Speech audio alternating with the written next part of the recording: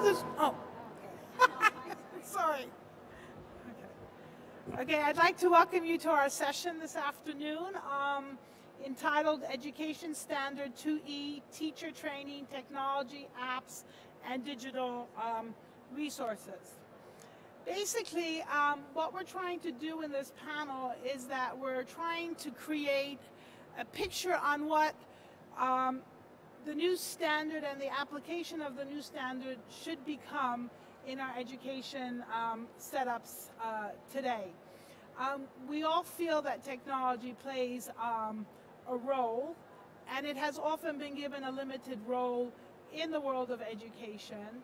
But what we're trying to advocate is that technology should play a role in the educated space, and it should be left to education experts in terms of setup. But that doesn't mean that educators do not have a role to play. And what we believe, what we're going to expose today is that pre-service skills of literacy, children development, need to be given more focused time when we are teaching teachers to take over classrooms today, and we shouldn't let the technology take over in its role, and we focus more on the technology than the teacher training itself. So the presence of technology should be there, but again, it needs to have a defined role. So basically, the impact of the role of technology plays a twofold role. We use the technology as part of our program infrastructure, and at the same time, understanding how technology can enhance our teaching and enhance our learning spaces. And basically, what we found as the results of a 2017 national survey on principles and technologies in teacher education, approximately half elementary teacher education programs in the U.S. provide teacher trainers with opportunities to learn about teaching and learning with technologies and principles only. And thus, this is what we're trying to advocate.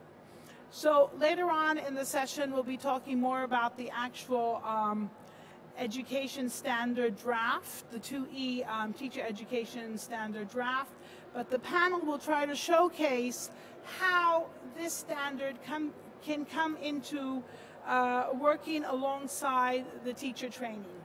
So what I'm going to try and do is identify our purpose, which is to enrich the pre-service and in-service teacher education prospects, and we're going to try and look at how we can create sustainable tech skills in future educators. And what we'll do is we'll have the panel, and then we'll open it up to Q&A. So let me first start by introducing our panelists. I'll go first because my name's up at the top. Connie and I are the co-representatives. Connie, Crystal, and I are the co-representation on the panel. I think the webcast shows our bios, but just to go over very briefly. I'm a professor at Notre Dame University, and that's in Lebanon. I'm an American, and I've been working in the Middle East for over 20 years. Blah, blah, blah. I'm the incoming IS leader. Actually, I become the leader as of Friday. I've been doing a lot of teacher training, working with teachers in the Middle East, actually in Asia as well, Europe sometimes, the States sometimes. So we've been doing a lot of advocacy in terms of how do we integrate technology, or how do I have them think about integrating technology into their learning and teaching setups. Okay, our other panelists, Dr. Connie Mitchell is an assistant professor who currently holds 2 positions at Prince Sultan University. She is Vice Dean of the College of Humanities and Director of the Teaching and Learning Center. She is also a Principal Fellow of the Higher Education Academy. Dr. Mitchell has 22 years of teaching experience in the United States and in the Middle East. And she has taught English as a second or foreign language courses, TEFL courses, and linguistics courses. She belongs to also a lot of TESOL affiliate and TESOL organizations. She also does work in linguistics, TESOL, TEFL, and program assessment. Our third panelist is Dr. Crystal Brody. She is a professor of graduate education, the chair of graduate advanced programs, director of the ESL teacher education at Georgetown College, USA, and she is a specialist for COL ELT. She has also been a keynote speaker and author of a number of books, and she also belongs to a number of ELT professional learning communities. And I think the most important thing we need to share with you all, she is a new TESOL board member. Our fourth panelist is Dr. Kristen Lindholm, is that correct? She is an assistant professor of TESOL in the Department of Bicultural Bilingual Studies at the University of Texas at San Antonio, and she has been teaching for over 15 years. Again, she is part of TESOL, and she is a representative of the TEIS, as is Dr. Siduri Christensen, who is assistant professor of TSL in the Department of Bicultural Bilingual Studies at the University of Texas at San Antonio. And she is also a member of TESOL and a member of MEX TESOL. Okay? So what we're going to do is we're going to start. And again, I am the first speaker because what we needed to do, we changed the order of the panel because one of the panelists needs to go to the airport and the other panelist needs to go to a board meeting. So we've done a little mix-up, but we're going to get the material out there to everyone.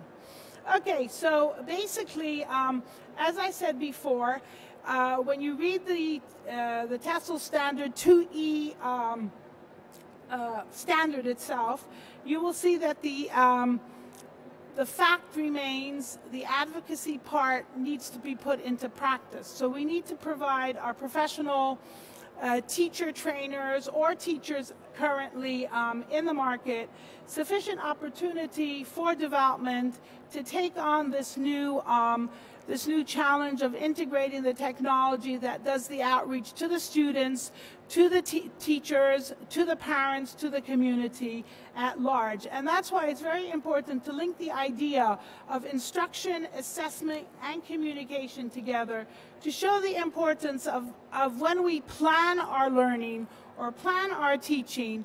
One way I'm trying to advocate is for us to focus on creating curriculum pages to be able to reflect this. So it not only helps the students, it helps the teachers, and it helps peer teachers track the learning, track the teaching, and it also helps the parents get involved with the learning and the teaching endeavor.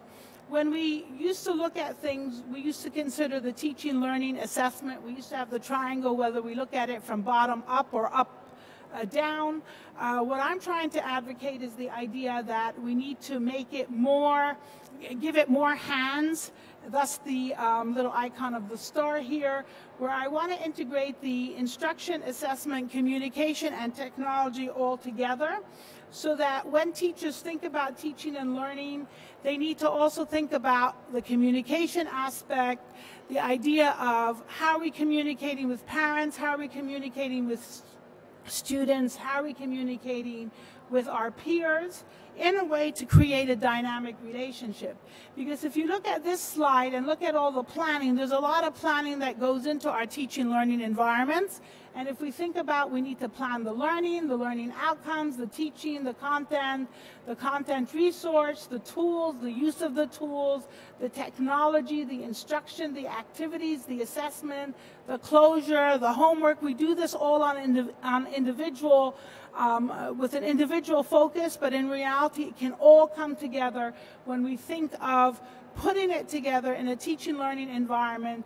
And the best way I believe we can do that is that if we combine it all together and put it onto a curriculum page.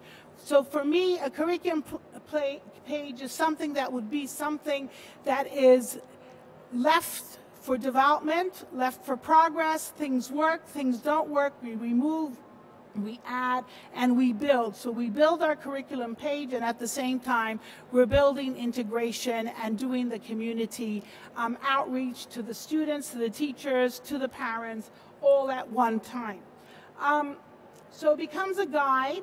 It becomes a guide, and I recommend that when students are being taught during their teacher preparation courses, they get introduced to the idea of a curriculum page from the start, so that they don't look at things like, oh, I need to focus on assessment, oh, I need to focus on lesson planning, oh, I need to focus on, you know, activities.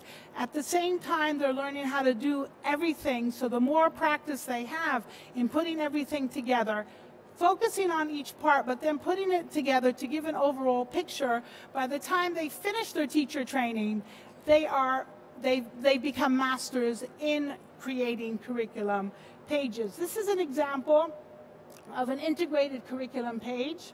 It basically gives the student teacher or the teacher a resource to look at and pull out whatever they need to be able to deal with their students, because sometimes we need to think of students and the different levels that we have in a classroom. So here they've done already planning the average student, the above average student, the below average student, the challenged student, whatever learning needs they've considered, they've created activities for, they've found material that they can use, and it's all up there on their curriculum page, and they just pull out whenever they need material. So in concluding my part, I think that a curriculum page basically enhances the teaching and the communication part, and it also helps the student teacher or the teacher see in advance what will things look like when put together. So it helps with the planning, it helps with the assessment, it helps with the learning, and it does this in a way that allows for differentiated instruction and whatever purpose we need to address at any given moment. And by doing this, we can also create multi-level curricula. With that, I'm going to give it over to our next speaker, who has to go to the airport. Okay. Dr. Christensen. Thank you. Yes.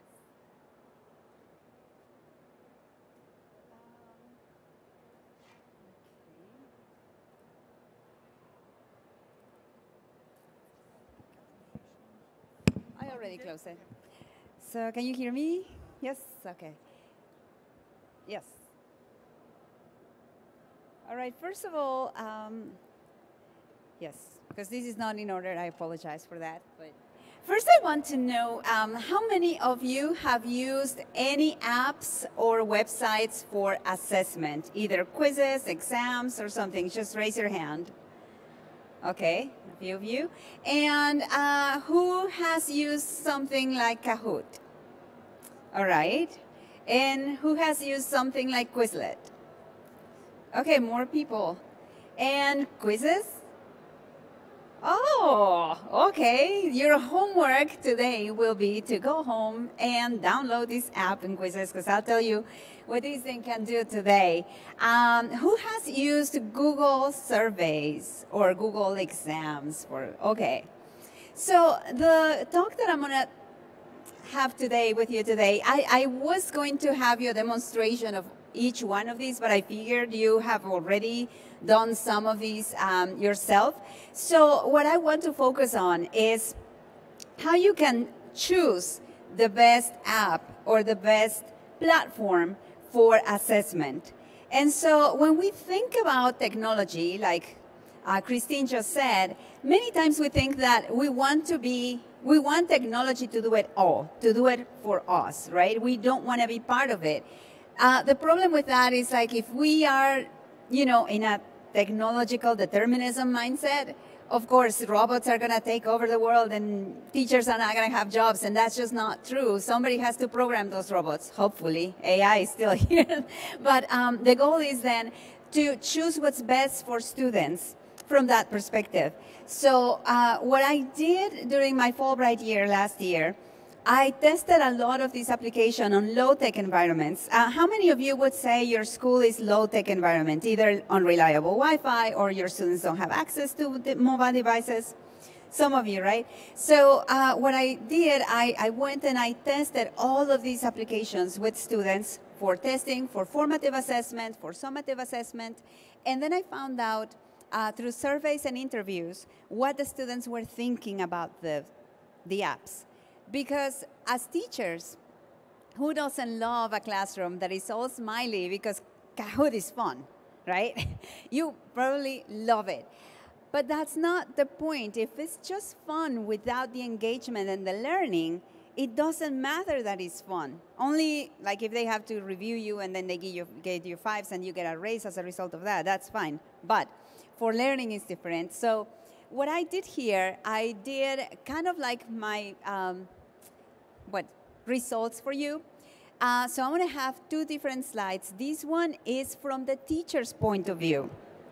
So what I did, I was spending my time here at this university where they were teaching 18 to 20 courses, plus all of the other language courses. And so I asked the teachers, how long did it take you to build quizzes using Quizlets,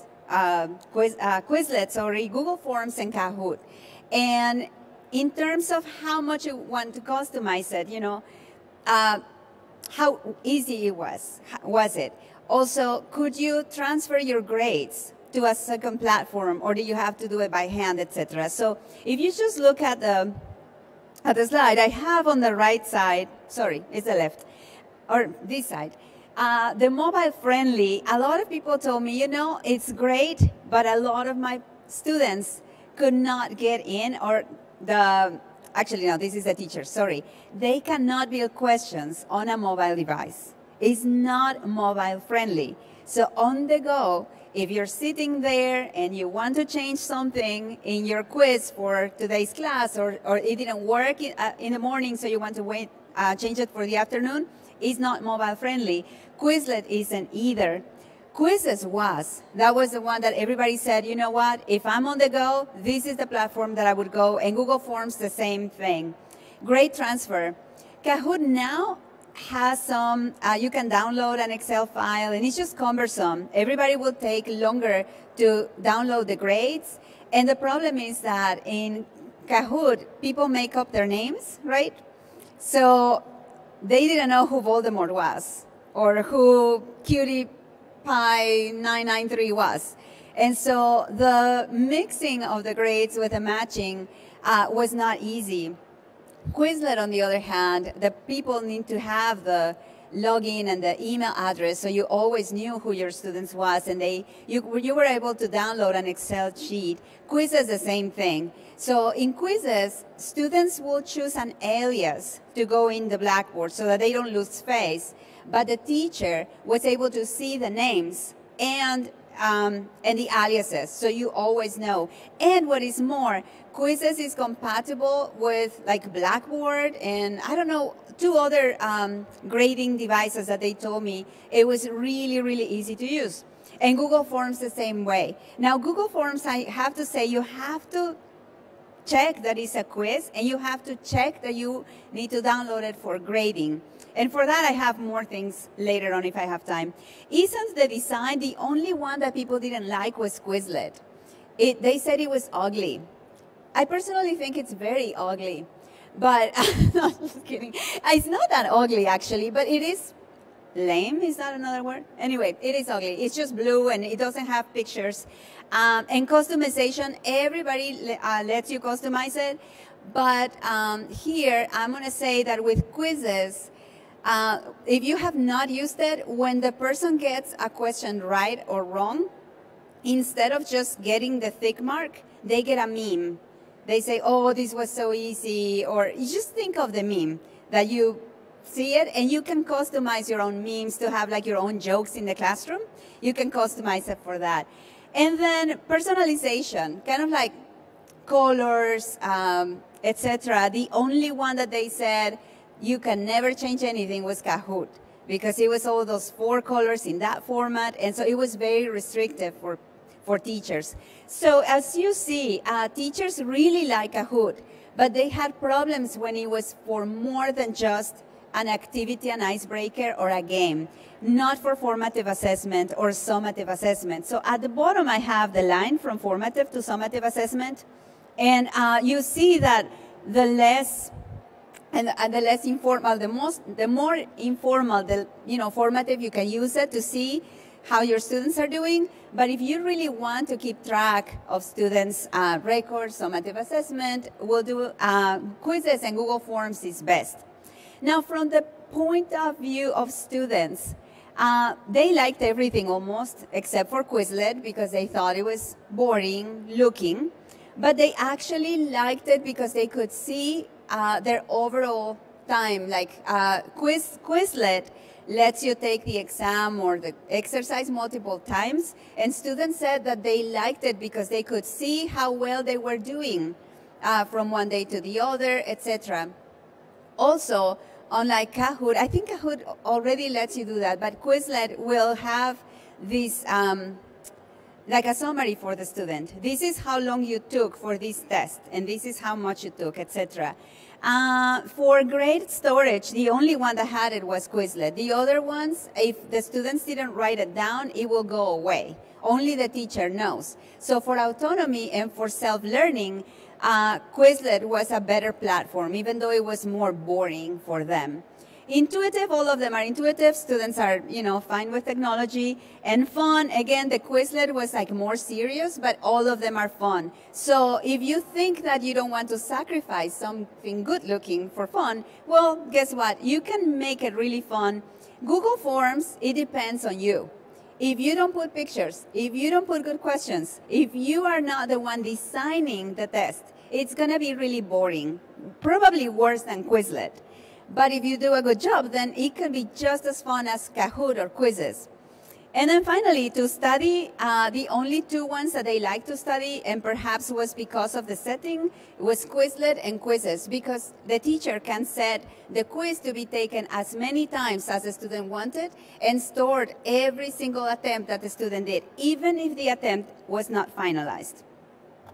So because I'm running out of time, and I'm also running out of slides, it's not all, I don't have a lot of time, but you're going to say, well, which one would you recommend? And I am against recommending the one app or the one platform, because every platform has its own purpose.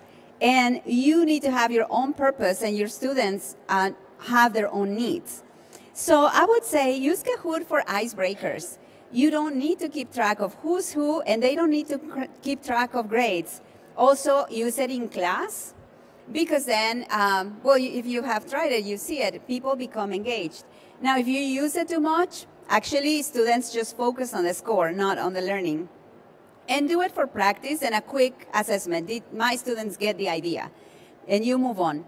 Quizlet, I would use it for study vocabulary. Do out of class. Don't do it in class. Everybody said it was boring. Do not use it. And I agree with them. And it was for self-study and assessment, because they can always go back and take the quiz and take the, if you have not been to Quizlet, they can do memory games, they can do learnings, flashcards, they can do all sorts of games in there. So if they didn't do well on the exam, they can go back and study in the same platform, and it will keep track of the timing. And then, of course, it's for formative assessment, because then you have control to see how the students are doing. Quizzes, I would do it in a conclusion unit, because now this one does get the grade, and the grades is compatible with Blackboard or any other platform you use. This one, you can use it for in-class and out of class. In either way, students like it. They can also use it for self-study. They like it, and they like the memes, by the way. And for self-assessment. And this one, I would use it for both formative and summative assessment. And just Google Forms, because it's not something intuitive for the teacher. This is the one that will take the teacher the longest time to design a good test. I would not use it more than once a semester.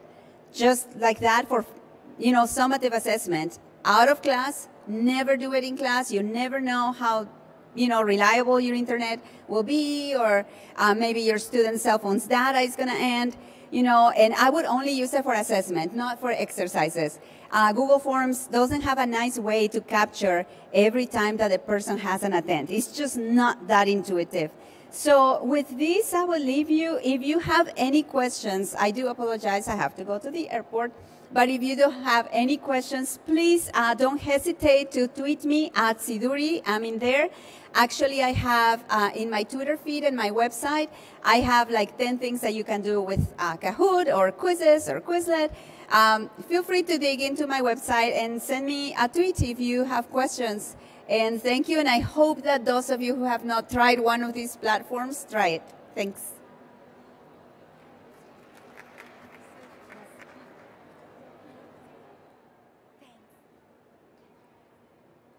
I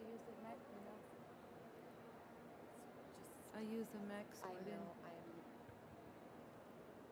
much better with Mac myself. The one, yes. Thank you.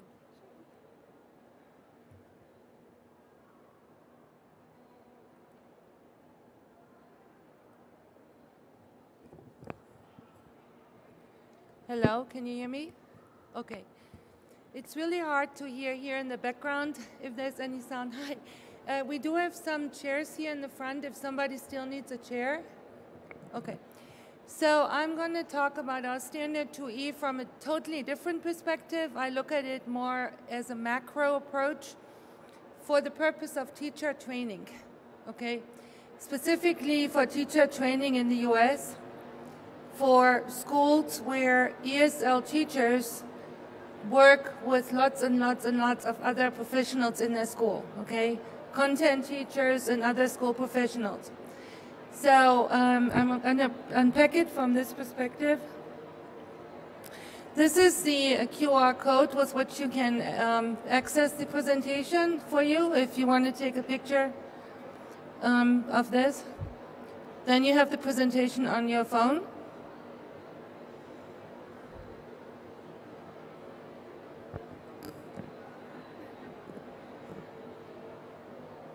Are you all done? No? Okay, I'm going to move on.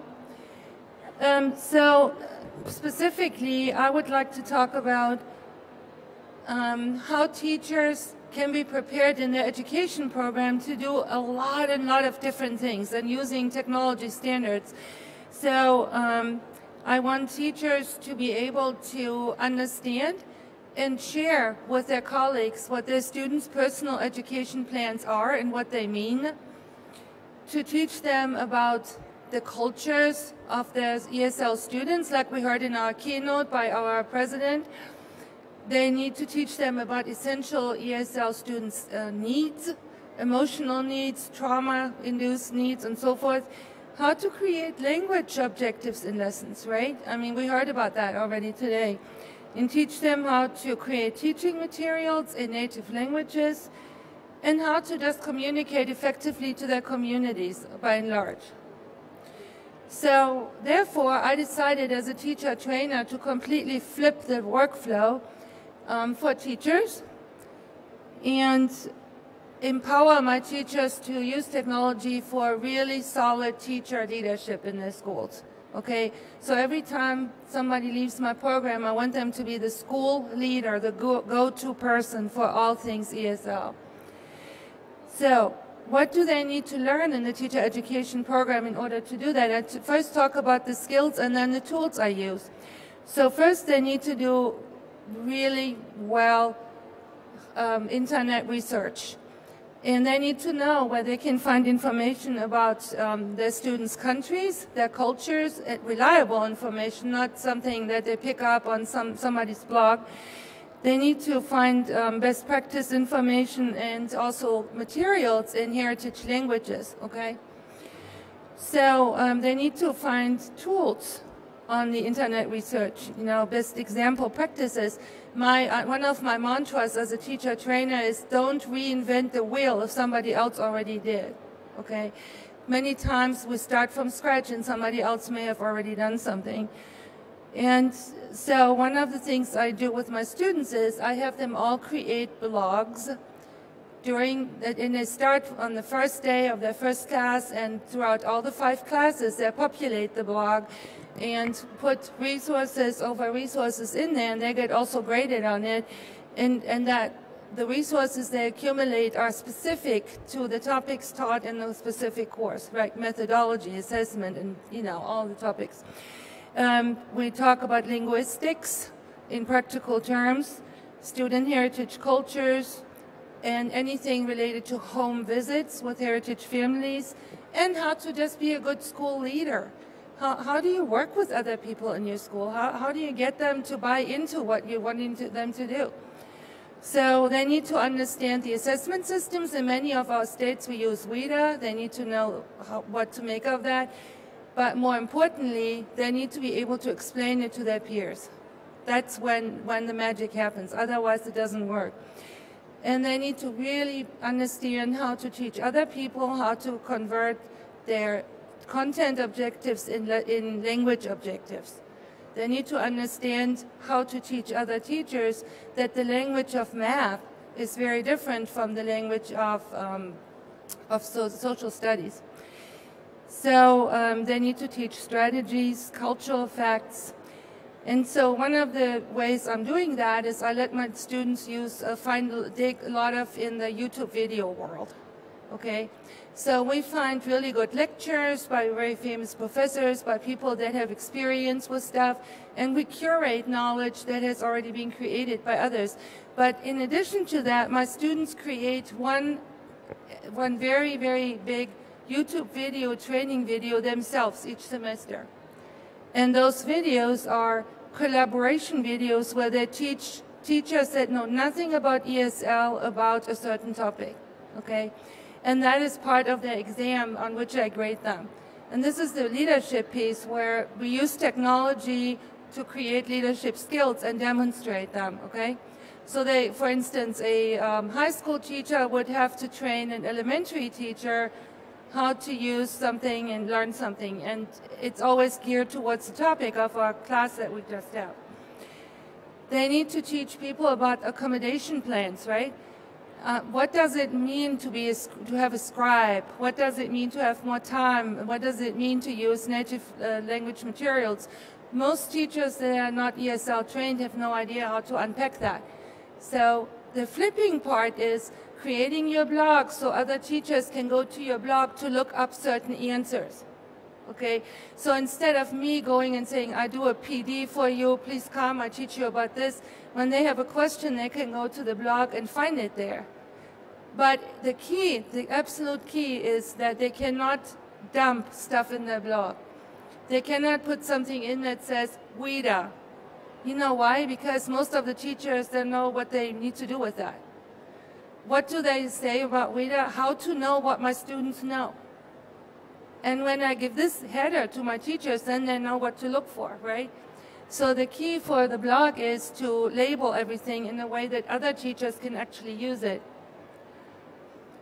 So they need to show them good and bad examples of teaching. You know, one of the things I encourage them to do is go through their buildings and do a lot of little short videos of teachers instructing kids. And get their permission and show, like, what do you like about this video, what do you like about that, and post those on the blog and, you know, as a progressive development too. And I always encourage them to find videos in heritage languages and then show other teachers on the blog in another video how to find YouTube videos in heritage languages about content areas, okay? So let's say you're teaching about the life cycle in elementary school, and somebody is from Nepal or somebody is from Cameroon. So find some videos on that and show the teachers how to do that. How do you find the heritage videos on YouTube, do you know? So this is where I use the translating app to translate the topic of the academic task into the language, in the heritage language, and then find the videos with that. It's very easy, but they need to show other teachers how to do that. Establish their own YouTube channels and have videos on different topics. One channel maybe for math instruction, one for social studies, so forth. I also let them do home visits with families. And I prepare them for the home visits, and they need to do a lot of research on their country, and they need to do a 30-minute video on the country of the family they visit with all kinds of details. And those videos have become so popular all over the country. And so, Wednesday ticket in the gold drum to 4 minutes. Today's prize is a Fitbit Ionic. anyway, so yeah, so they need to learn how to find information. A special treat this year. The prize drawings are sponsored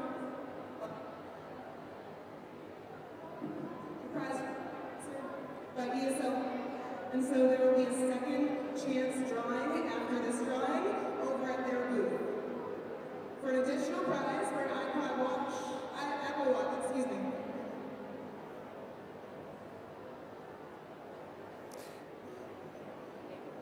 Okay, so and I train them extensively how to create podcasts. How to create podcasts, and I model this for them in my own lessons. You know, I create a lot of podcasts on everything that I told you just about. I create podcasts how to do that. So my students can see a practical example of how to do it and then apply it. And in each semester, they create several podcasts for other teachers. Because understand, my students are already practicing teachers, right? So I teach them how to use screencasts, and I found that when they teach their colleagues how to do screencasts, their colleagues just love it, because it's so easy to create this little extension to their lesson that helps their students to unpack the language of the content. It's so much easier for them. So use YouTube for instruction. So what are the pros and cons of all of this, okay? So first of all, the technology piece is an integral part of becoming a school leader, to establish yourself as the knowledge base for the school. It establishes a model of collaboration for your colleagues. It provides free resources, and every school and principal loves that. When you do it free, you don't have to buy books, you don't have to subscribe to any fancy stuff that costs money. Materials can be used asynchronously, and this is the most important key, because no teacher has time when the other teacher has time to meet. So you can always access everything whenever you're in need of it, even at 10 o'clock at night. So the PD is flipped, so instead of me delivering it to people at a certain time at a certain place, people pick it up when they need it. Materials can be easily updated, quickly created, and they can also build a community, because you can ask your colleagues to work with you creating materials and videos. And you can really kind of feature some colleagues of yours as some awesome teachers and colleagues. So what are the cons? There's a technology learning curve for the ESL teacher, the person that needs to be continuously learning and adapting. Also for the users, and also to just name the resources so other people want to pick them up and can unpack them. And the ESL teacher must manage their online presence, online hygiene, and they need to be staying abreast with technology and outdate platforms and migrate their content to another one if new ones come up, okay? That doesn't happen too often. The blog has already been there forever of mine. Conclusion. So infusing technology in teacher education is so important, not only to meet the standard we have, but also to meet accreditation requirements, which has a strand of technology, a theme of technology in all accreditations, to meet ISTE standards, to meet InTask standards, the technology teaching standards, and to prepare teachers for effective collaboration. That's my main important thing, really. For those of you just arriving, I just want to announce that the prize is a Fitbit Ionic today. We will have 2 more drawings, one tomorrow and one on Friday as well. And as a special treat this year, we have drawings, ESL Library.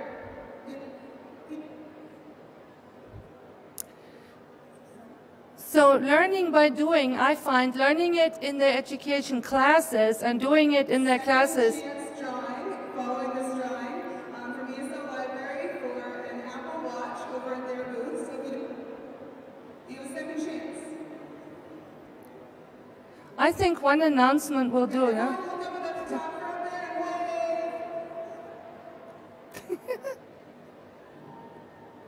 Okay, so I find embedding those activities in the safe.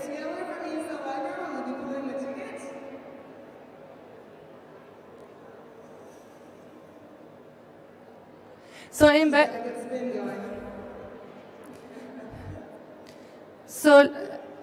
embedding such activities in the safe place of the class, you know, where you cannot look foolish and your professor helps you with it, helps the teachers more to feel comfortable and to want to do it later, and they all maintain it years and years. And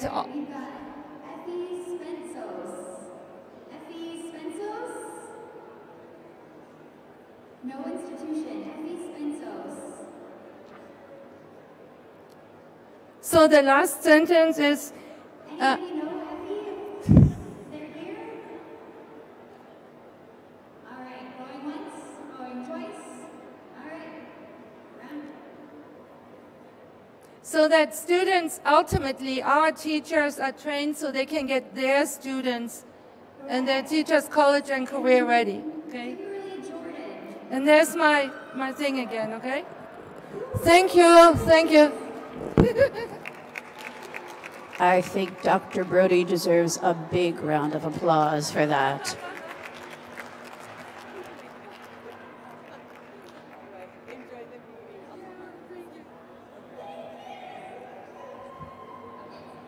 So we're going to go over to ESL Library now for the Apple Watch draw, so everybody can walk towards, we're at 440, so just head that way and you'll see our booth there.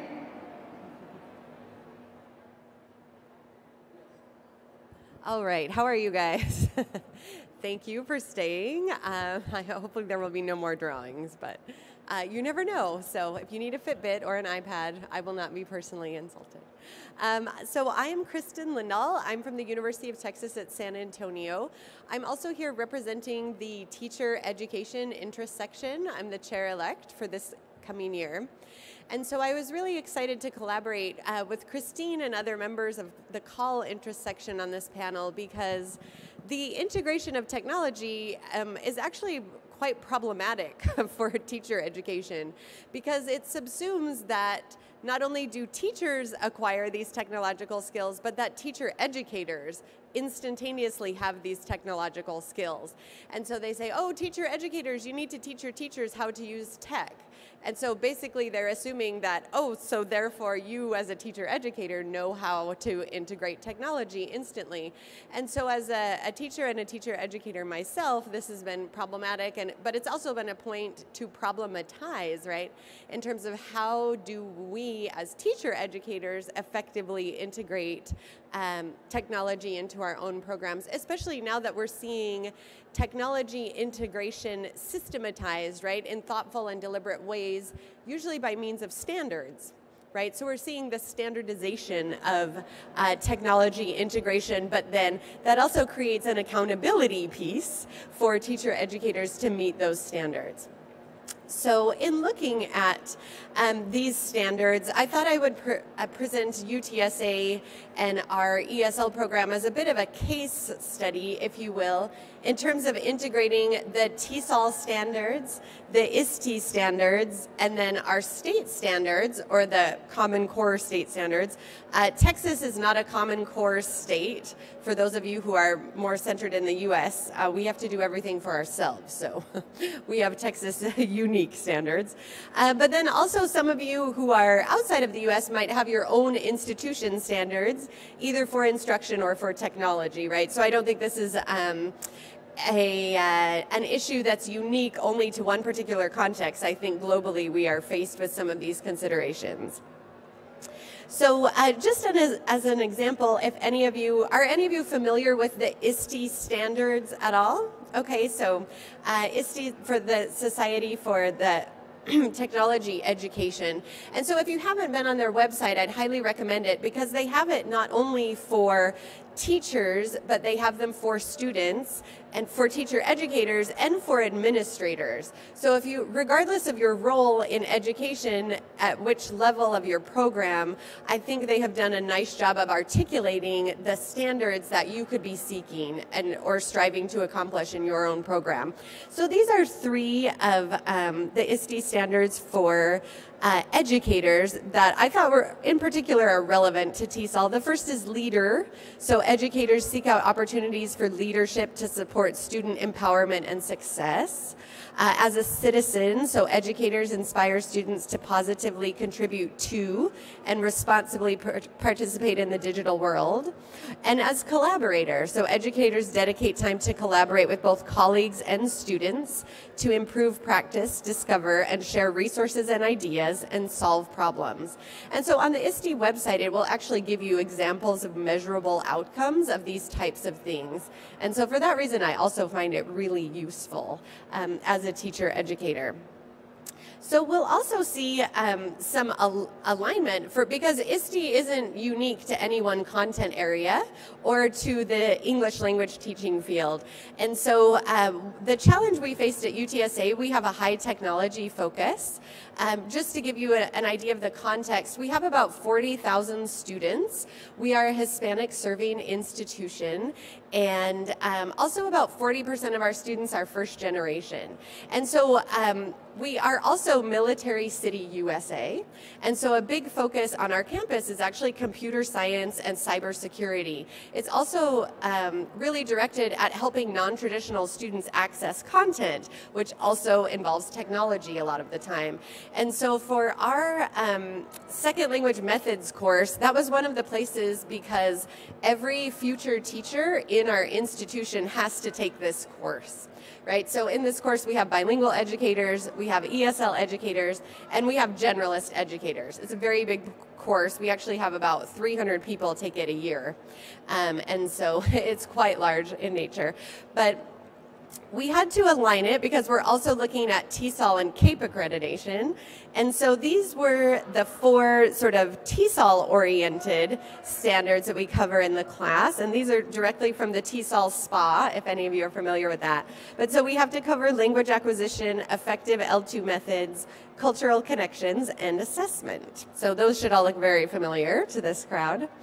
But then we also needed to look at the TESOL standard 2E, which is what this panel is actually designed around. And so, as Christine mentioned earlier, we're looking for candidates to use relevant technology, to use digital resources, and not only to plan lessons, but to support communication with co-teachers, ELs, their families, and foster student language learning in the content areas. So this is a really hefty standard, right?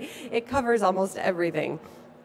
But so also, as an example of a state or an institutional standard, Texas has a very general standard that says that teachers will infuse technological tools and resources into the instructional process. So the Texas standard is a little more general than the TESOL standard, but it still exists, right? Which means now we have two places that we are accountable to meet this standard.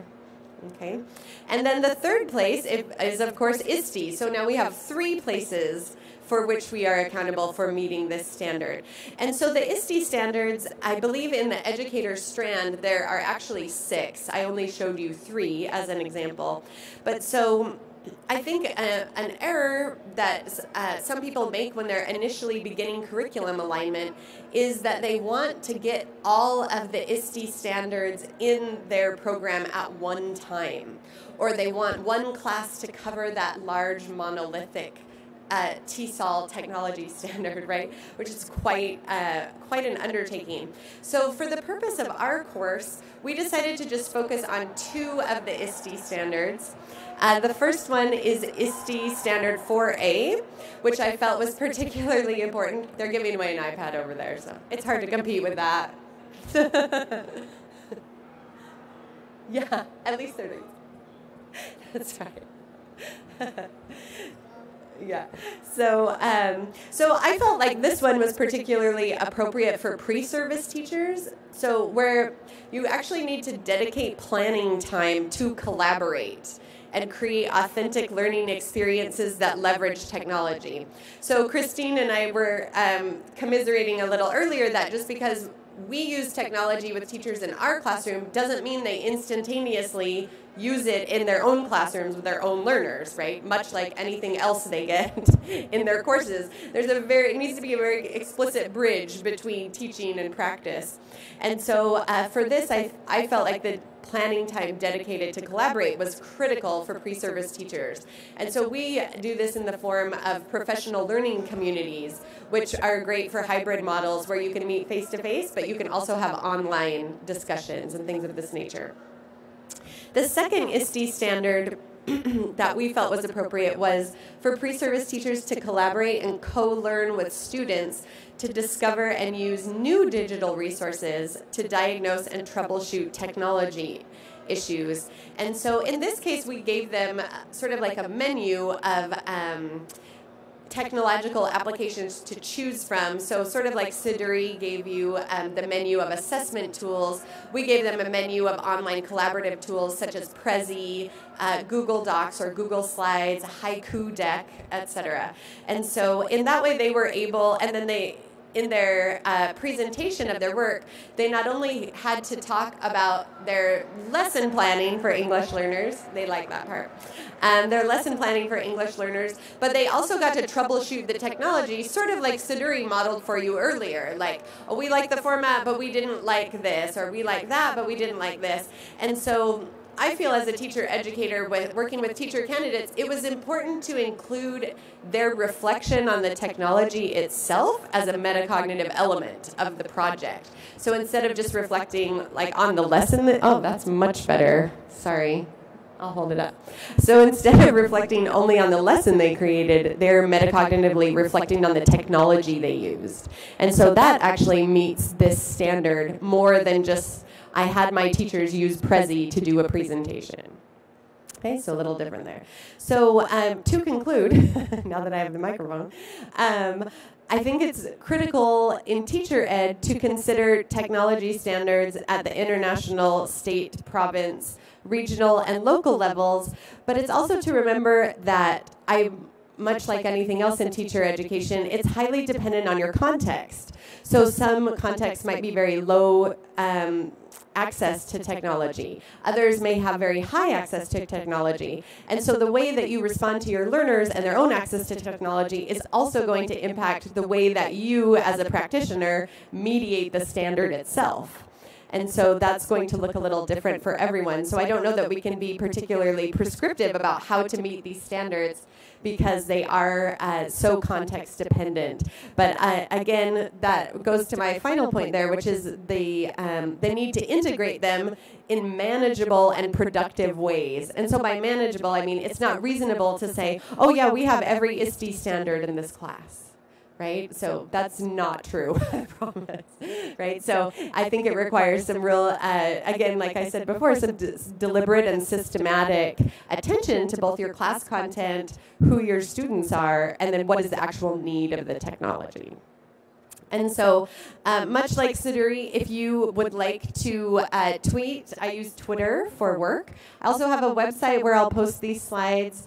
And if any of you are interested in teacher education issues, our open meeting is at 5 o'clock, shortly after this panel, in room N230A. If you would like to join us, we'd love to have you. And I will turn it over to Christine. So thank you.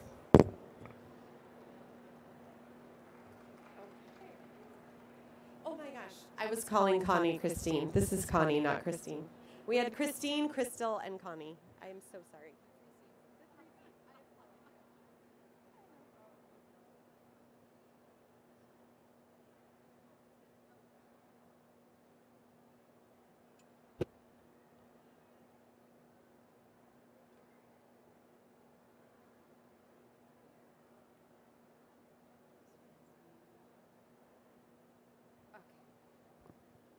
Hello, everyone. Can you, now you can hear me. Okay, good. All right. Well, welcome to this session.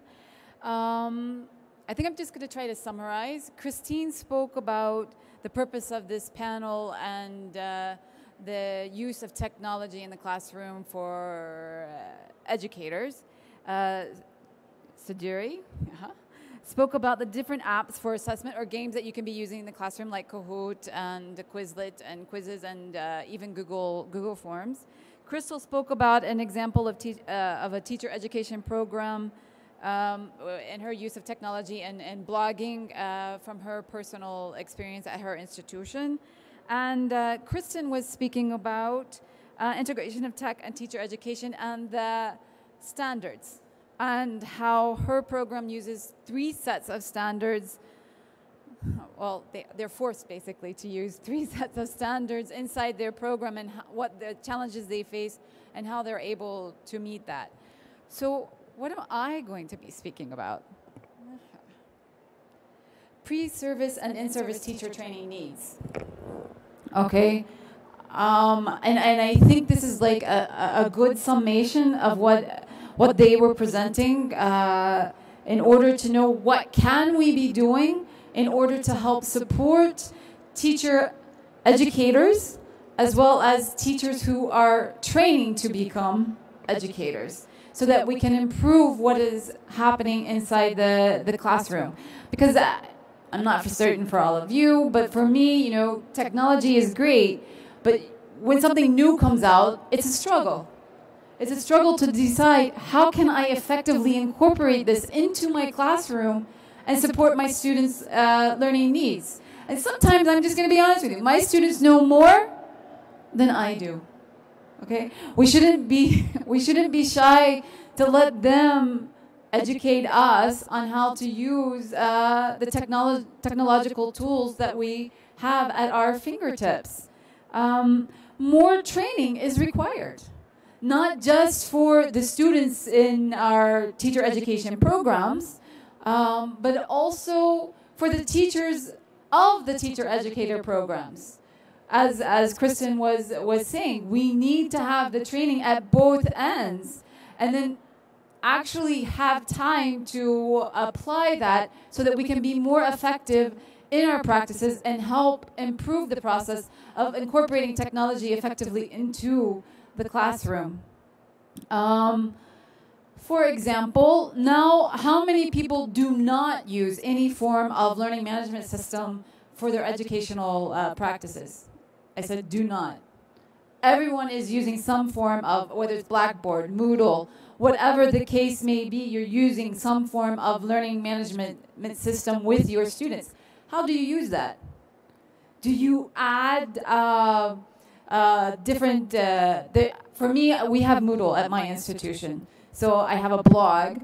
I try to get them to engage in the blog, but I'm not always successful at getting students to engage in the blog. You upload or do you just upload PowerPoints and put your grades in and then that's it, you're done? For me, I link my assessments to my learning outcomes so my students are able to track what they are doing, okay, with the technology, okay? I also think linking of 3 concepts, teachers, technology, and training. This is essential, and it kind of sums up everything, the examples I was trying to give you, is that how do we link what the teachers are doing with technology and the training? It's not a matter of just giving the training and then expecting them to know it, and there's no follow-up and guiding them on how to incorporate it, or if they need future training. At my institution, I'm director of the Teaching and Learning Center, but we also have an e-learning center. And we work together to help support the faculty members to know how to effectively use the technology to support student learning. This is a crucial thing. You need support services in your institutions to help develop these ideas and make it become a reality, a learning experience for everyone. Because as we know, technology has become a central focus across all educational disciplines. And I have to be honest, some of my faculty only use the PowerPoint. They just upload their PowerPoints to Moodle and then they show the slides in class and they think they're using technology. or doing some kind of blended learning practices. Okay, yes, this is fine, but you need to do more than that. You need to assess and reflect on how it's supporting the learning of your students. Okay. I'm just going to throw in some research and studies, what theories that people have said. Hassman and, sorry if I stumble on the word, Svetsnoska. I like what they had to say, and basically that teachers play the key role in determining the success or failure of such projects.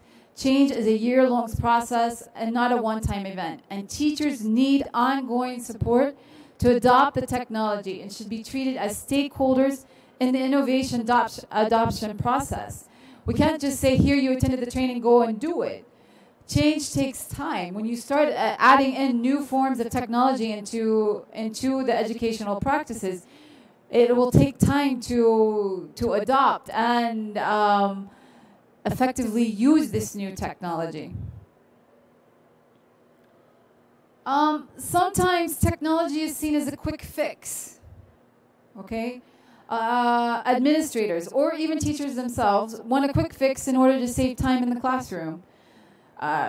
Maybe Kahoot might be an example of that, because I know my faculty, they use Kahoot, they use Quizlet, sometimes just to do something to generate activity inside the classroom. And there is a syndrome of if it looks or sounds great, but I really do not have the time needed to incorporate it into the curriculum effectively. Okay, yeah, that looks good, that looks great. Hey, I'm at TESOL this year. I learned about Kahoot.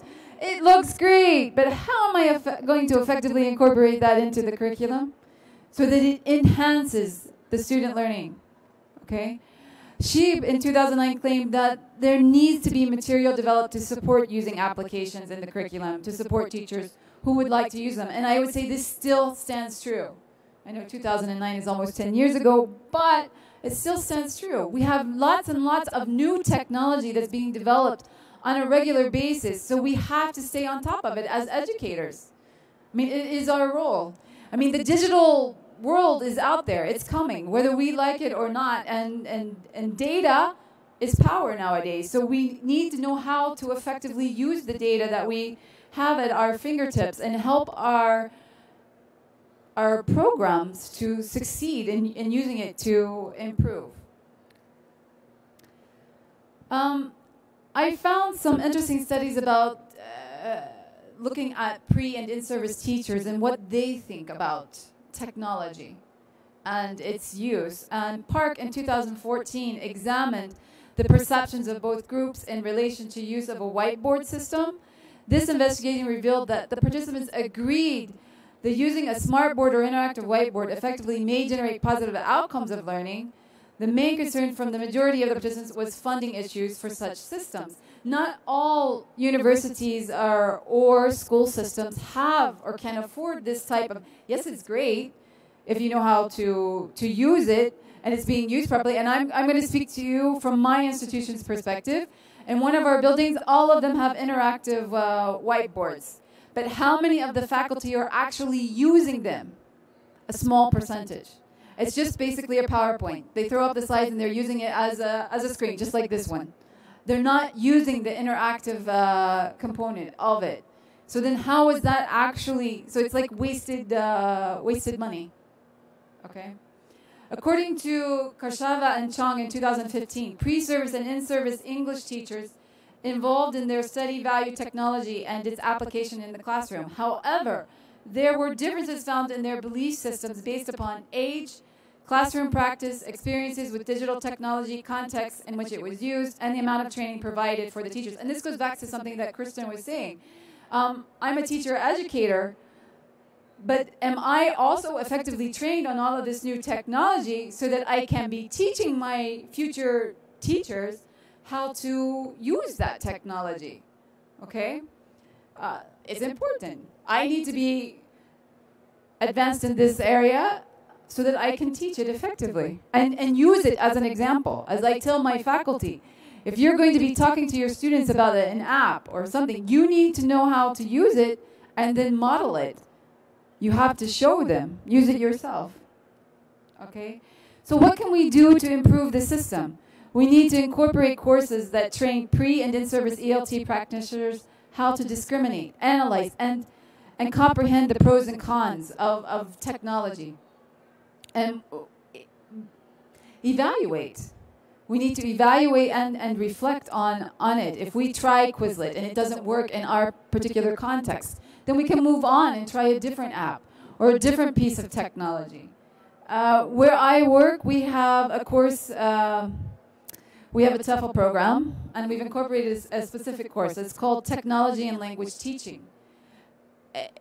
We used to have call, but we moved away from just saying call because it's no longer just about call, it's about technology, because there are so many aspects of technology that can be now used inside the classroom. Okay? And this course is better to enable our students to be able to prepare for how to incorporate technology into their teaching practices by learning how to discriminate, analyze, and comprehend the pros and cons of the different tools that are available so that they can use them more effectively. Teachers also need to be trained on the different tools available, how to use them and how to effectively incorporate them into their classroom, and both the teaching and learning practices needed for each group of students, as each class brings its own requirements. Maybe Quizlet works great for one class, but Kahoot works better for another class. So you have to be able to distinguish that. And it's also recommended to assign mentors who have experience with incorporating technology successfully. So if you have those key people who are great at incorporating technology into their classroom, then maybe you need to have them act as mentors for the younger staff coming in, or for the younger teacher educators, maybe give them a chance to have time with them, discuss with them when they're going out and doing their practicums. Personal examples, curricula changes. This is a factor. Technology has impacted the curricula that we use inside our classrooms, whether we like it or not. Trainers, mentors, and teachers of future language teachers need to model the practice as expected, as I said earlier. Micro-teaching experience and giving productive feedback. This is crucial.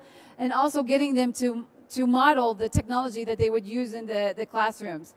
Practicum and internship opportunities are significant. And giving the students the guided feedback they need on what they're doing during the practicum and the internships. Okay?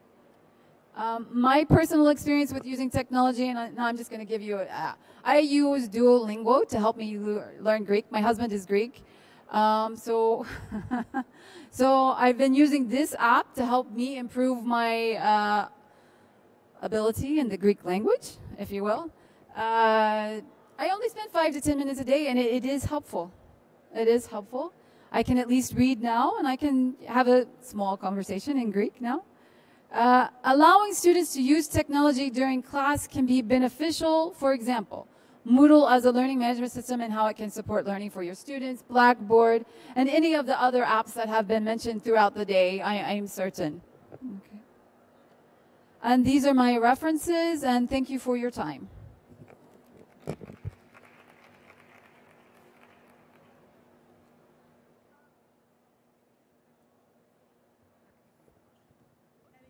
Any questions for any of the panelists that are still here?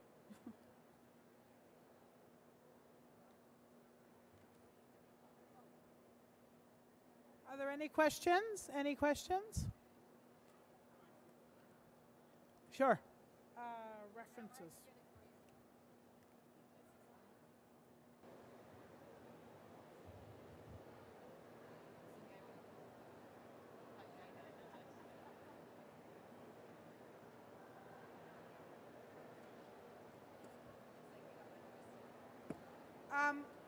The whole panel, the slides of the panel are on the YouTube channel, right?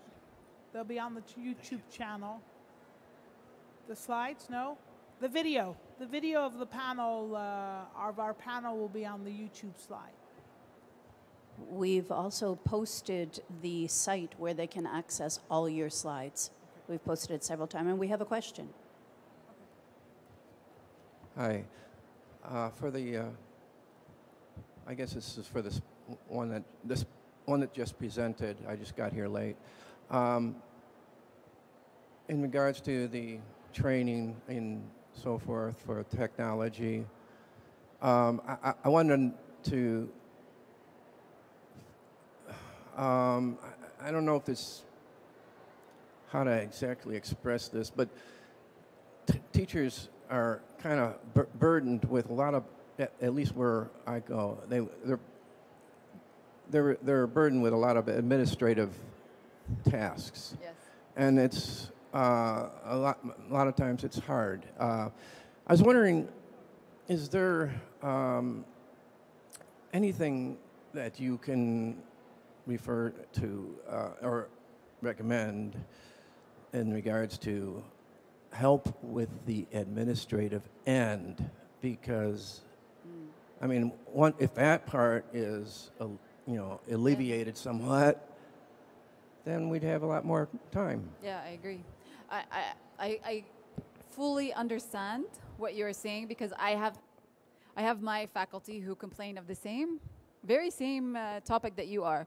Now, for me, just to give you a little, as I'm a vice dean of the College of Humanities, for those of you who weren't here, and director of the Teaching and Learning Center. So I spend a lot of time advocating for the faculty and trying to lighten the administrative burden that is upon them. And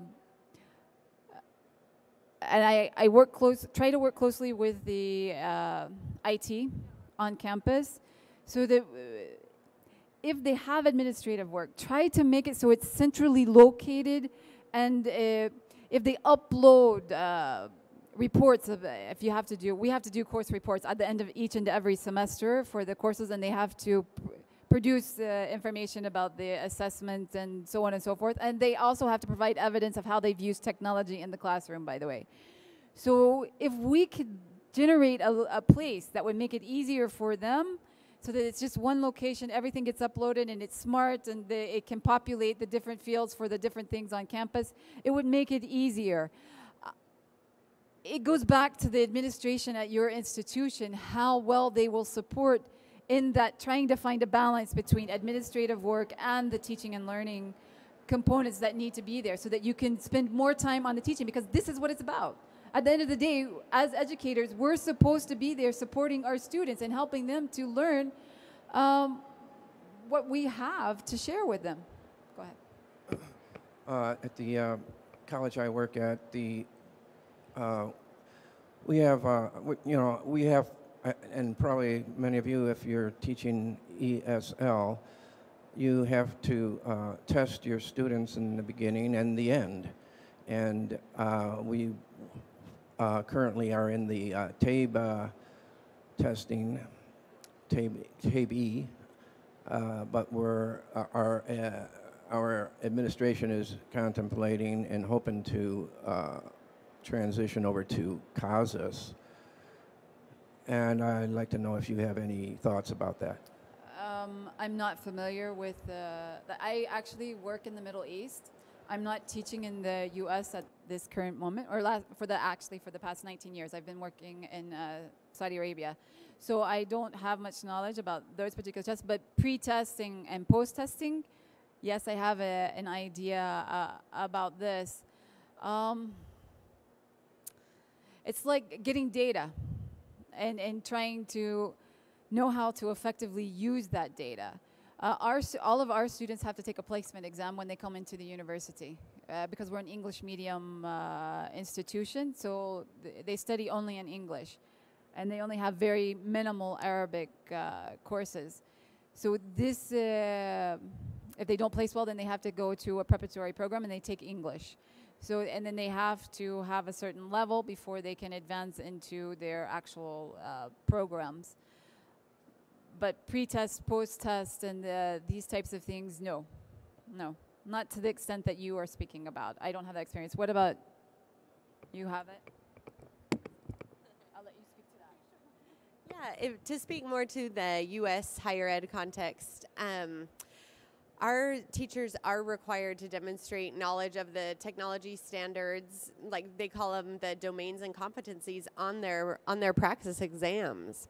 And so actually in order to be state certified now, you do have to have some knowledge of technology relative to teaching in general, right? That's for generalists, not only English language educators.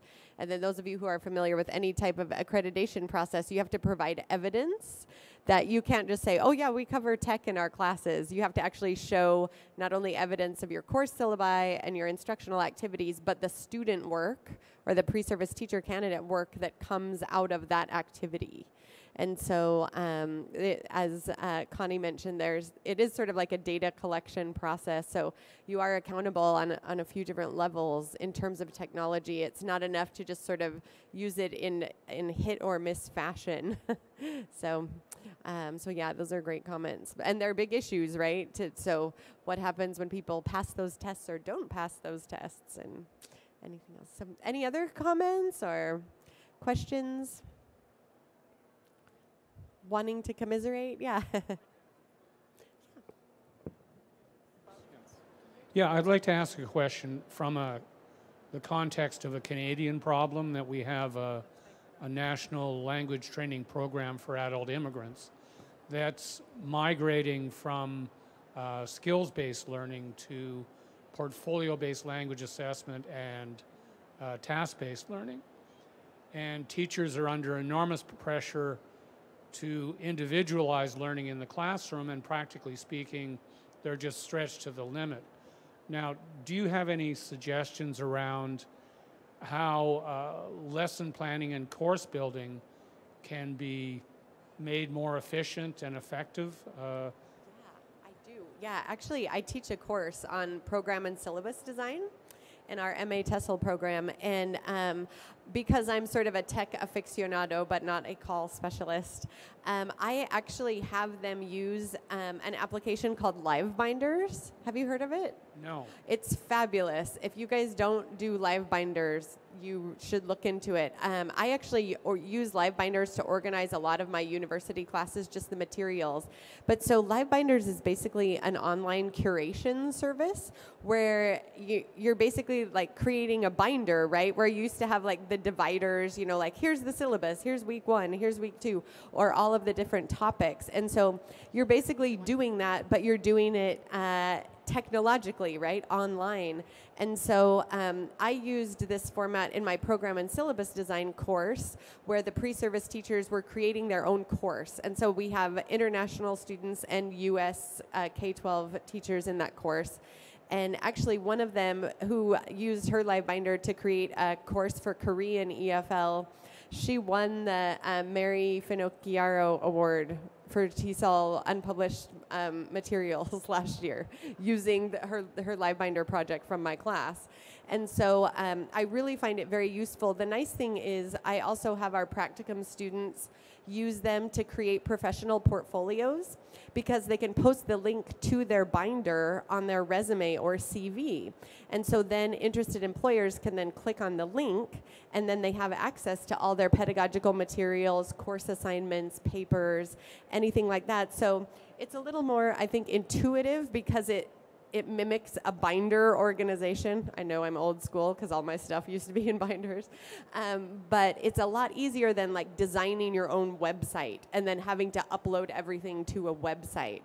But instead with the binder format, you can actually have several binders for several courses or topics or things like that, and it's all online. And there are free options for students and educators that are kind of the minimal platform, but then if people like it and find they want to use it extensively or they want the bells and whistles, then you can upgrade, you know, for different subscription prices. But I really feel like that has been extremely useful pedagogically, and I got a very warm response from my students. So. And would that be at livebinder.org or .net? I think it's just livebinders.com, like L-I-V-E, yeah, B-I-N-D-E-R-S.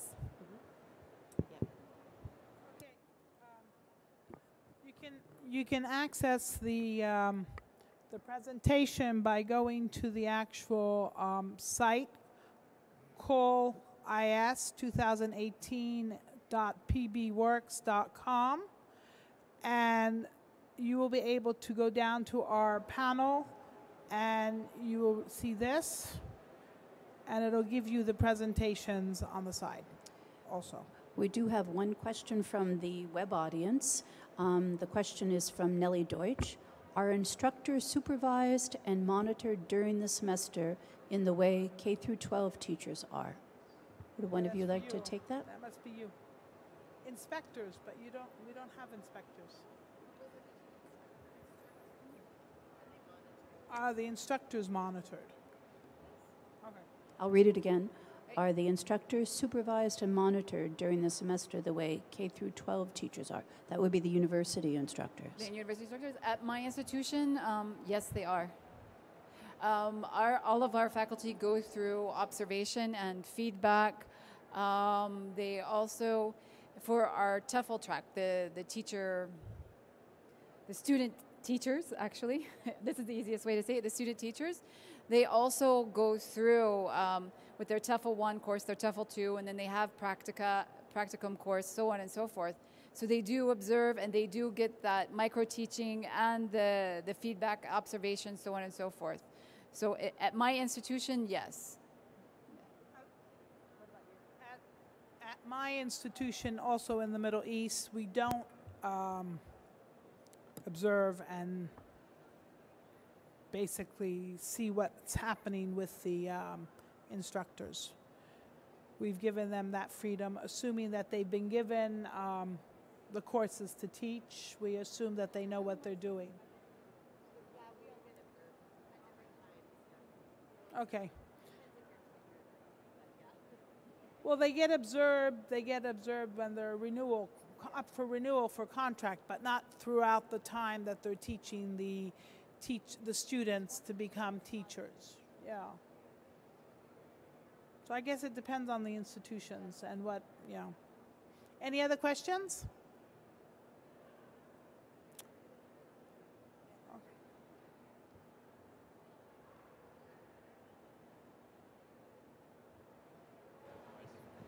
Thank you for the presentation.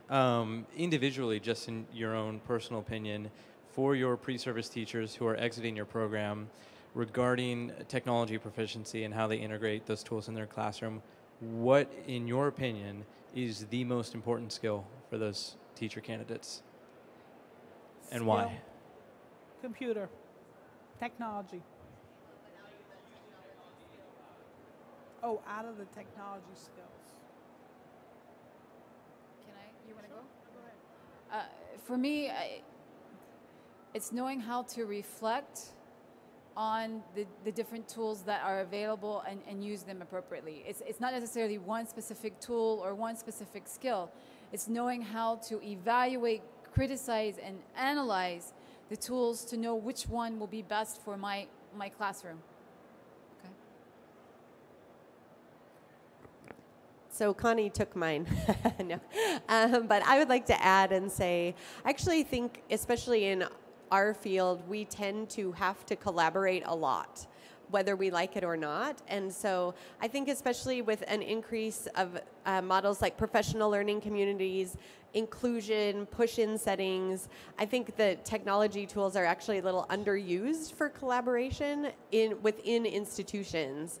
I think across institutions, we use them extensively, like we did for this panel, for example. But I think sometimes within institutions, even though teachers are just next door to each other in a classroom, they can still be really isolated. And so I think they forget, like, oh, let's just put our lesson plan on a Google Doc, and then I'll put my content piece, and you put the language piece in, and then when we're both done, we'll have an integrated content and language lesson. And so I hear teachers often complain they don't have enough time to collaborate with each other, which I think is quite valid. They're right, but I think if we can find other ways to leverage that time with technology, I think that's important. I think also collaboration is a skill we just assume teachers know how to do. And so we just say, oh, collaborate with each other. But if you say that to 8-year-olds, they can't do it. And so, you know, we need to, I think as part of the professionalization of the field, for pre-service teachers, we need to explicitly teach them collaborative skills and behaviors and ways to dialogue productively with each other. And I see technology as a way to potentially do that in the future. So.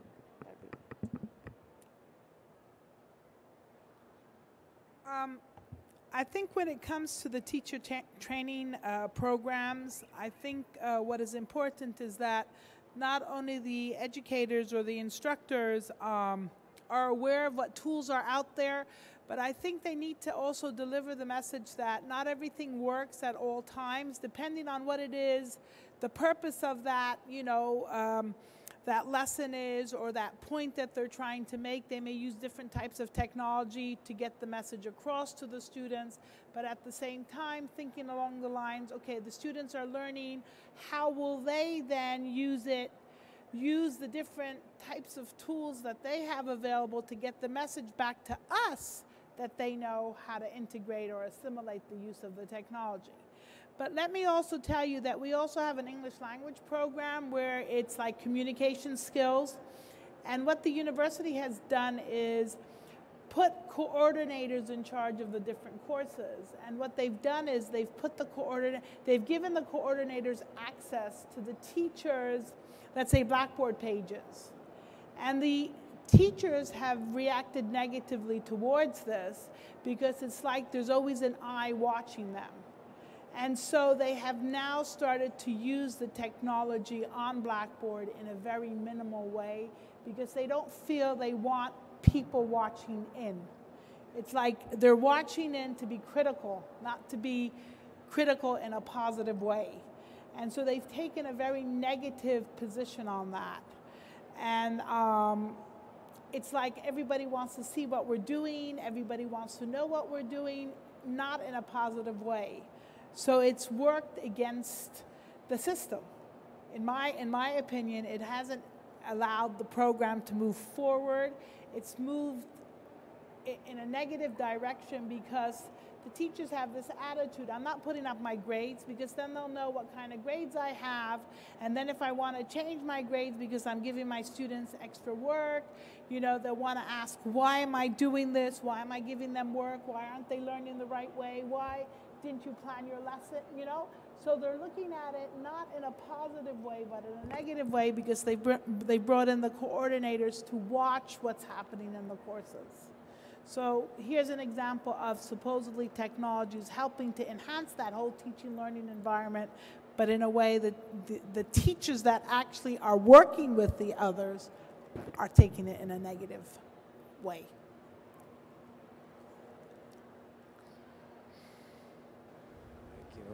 Yeah, in relation to that, it seems like I work with a lot of teachers, and there's a concern, like with these games, it's getting more common that teachers are using these software programs like Kahoot, but there's a fear, there's a definite fear that they're going to be criticized for actually not doing any teaching, but playing. So how do you get that? How do you address that with the administration, and how do you deal with that? Exactly, trying to justify yourself in a way. A lot of times you may believe in something, but when you have to sit and justify it, they just say, you know what, it's not worth it. It's not worth it. Let us just go back to doing whatever they want. We don't need to go to the extra mile. Students are still learning. They're still understanding. They're still being able to perform, you know. But in my teacher training courses, I definitely use that curriculum page because the students have to work on you know, individual things, but then they have to understand that things have to come together. So I need to know how do you effectively use that tool? How do you effectively plan to integrate that tool into the lesson? What activities are you doing to ensure that those learning outcomes can be measured? You know, so by forcing them to put everything, you know, where they've thought of individually, you know, each thing one at a time, but they're forcibly being told to put it together to make sure it actually works. Also, for me, helps. Listening to what Christina said, and also Kristen talking sort of about collaboration, but this problem with not just teacher to teacher, but also collaboration between the teacher and administration. What have you seen in your programs or in other programs that you know of that try to prepare teachers as professionals working within their professional community? So not only just coming to conferences like this, but how do you communicate an idea that you might have with you integrating a technology into the classroom and communicating that with the really important stakeholders, the people who have the resources, the principals, the administrators, the people who are in charge of the curricula. Because I can't, reflecting on my MA program, I don't think I ever had a course that taught me how to actually speak with my boss. Yeah. And like, yeah, I can create a really cool lesson plan and execute it, but if I can't get buy-in from the higher up, I'm not going to have the resources. It's going to come out of my pocket, and then maybe somebody walks in and you have the problem of, well, what are you guys doing playing games? So I'm wondering if you've ever seen a teacher preparation program that has that aspect, and is that a direction that teacher education programs need to move in? Well, one of the courses we teach at the graduate level is technology and its use. And it deals with different issues. It doesn't actually deal with the hands-on, let me teach you the use of technology. And there was one year, a few years ago, I had to plan a program for educators that were leaders in schools. Now remember, I live in the Middle East, and technology is now being integrated into the Middle East, into the educational system. And so you have some classes with the technology, some classes without, some teachers who want to use it, some teachers who do not. And it all comes down to, what do the administrators want? Will they allow the technology into the school? So I was, at the time I was chair of the department, and I was told we need to get a lot of the educators, the leaders in schools, back into the school system because the government needed something. And so they wanted me to plan the program. And I happened to be teaching the course on technology and its use and whatever. And I thought, I'm going to turn this into a 85% e-learning hybrid course, because in Lebanon, they don't recognize e-learning as being credible. The government, it's a government thing. So I had to turn it into a hybrid course, but what I did in terms of making it hybrid, every time they had to present something, I brought them to the classroom. So that's what made my hybrid. So my philosophy was, if I put the administrators, the key decision makers of a school in a classroom, whereby they had to be online, doing assignments, meeting deadlines, et cetera, they would, number one, understand the value of the technology, but at the same time experience the problems of technology.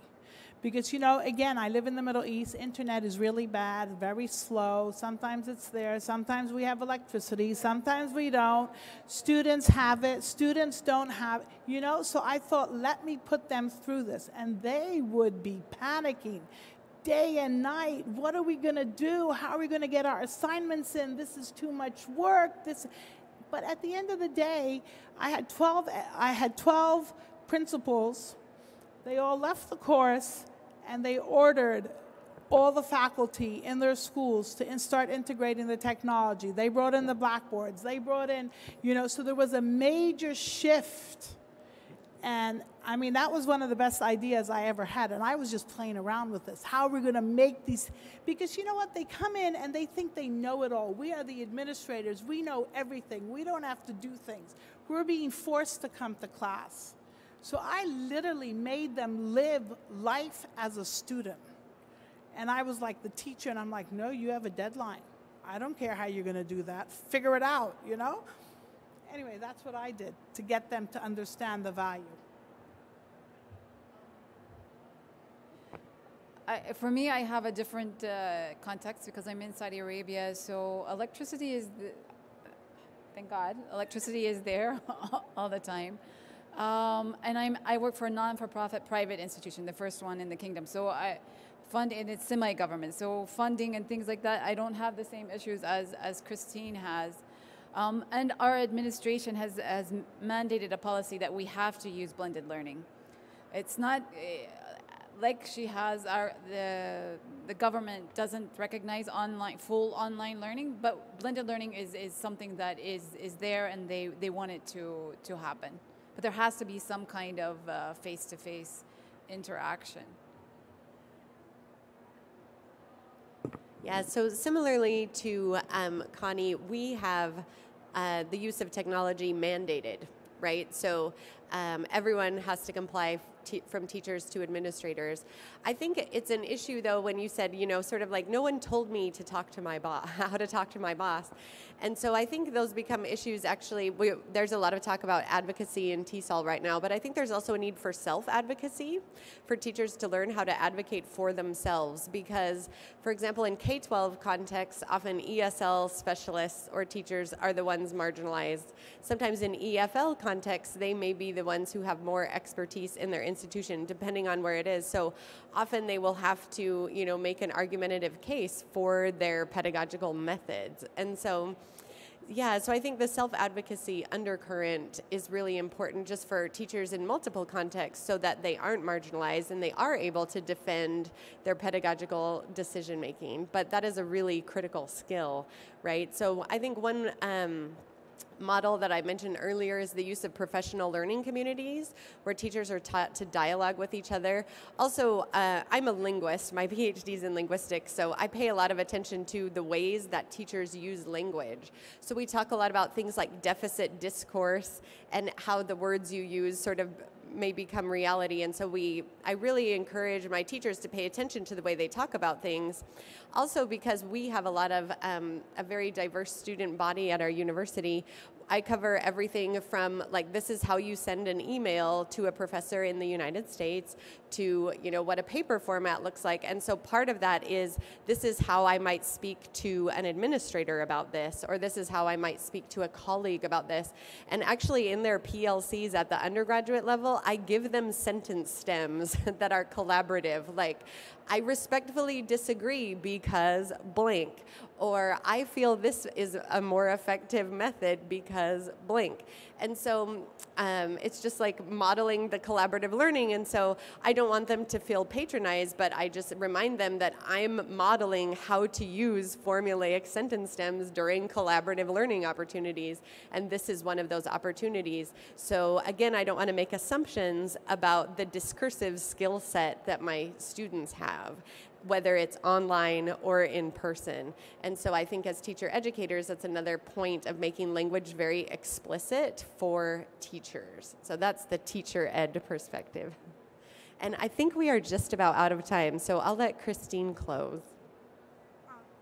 One thing before we close, I think also a lot of teacher education programs is about teaching students to become confident in who they are to become. So that, to a certain extent, when they become confident, because they go into the school systems and they basically reform to what the school expects them to do. They don't feel confident enough to say, no, I want to make change. This is what I want to do. So I think making them feel confident in who they are as educators is part of, getting them to have a voice. Well, I want to thank you very much for coming to our session. And if you need to get in touch with us, our emails are there, and we would love to hear from you. And this is the first of 3 more panels that we have that deal with issues related to education, basically, using technology in education. So we'd love to see you again across the next 2 days. Thank you for coming.